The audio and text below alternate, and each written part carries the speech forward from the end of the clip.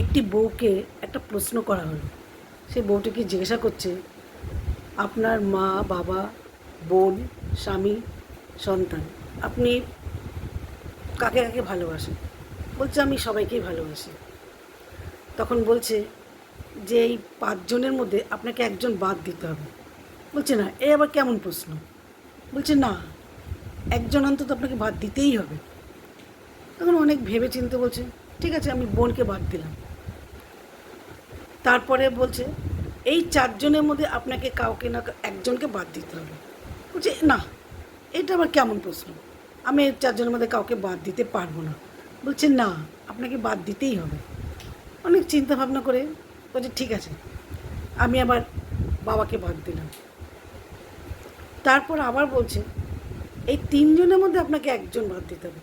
বলছে, না, এটা একটু কঠিন প্রশ্ন হয়ে গেল, আমি 3 জনের মধ্যে কাউকেই বাদ দিতে পারবো না।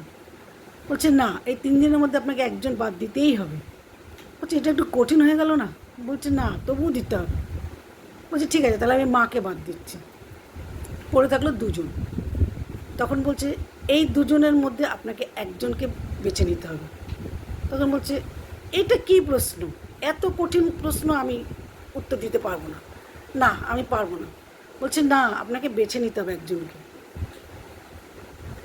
বলছে, না, আমি পারবো না। বলছে, না, বেছে নিতে হবে, বলুন। বলছে, ঠিক আছে, আমি আমার মেয়েকে বাদ দিলাম। তখন লোকটি জিজ্ঞাসা করছে, আপনি সবাইকে বাদ দিলেন, ভালো কথা, কিন্তু আপনার মেয়েকে বাদ দিলেন স্বামীকে রেখে?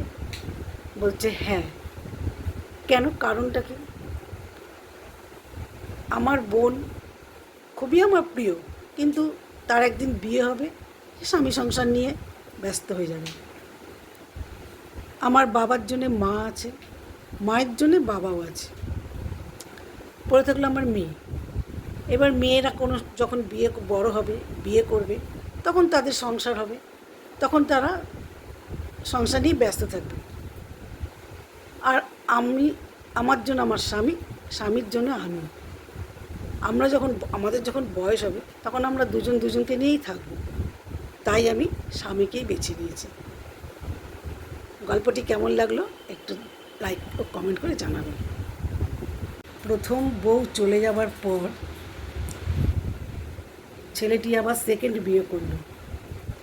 কিছুদিন যাওয়ার পর দ্বিতীয় স্ত্রী জিজ্ঞাসা করছে যে, আমি তো তোমার মধ্যে কোনো দোষ খুঁজে পাচ্ছি না, তাহলে তুমি আবার বিয়ে করলে কেন?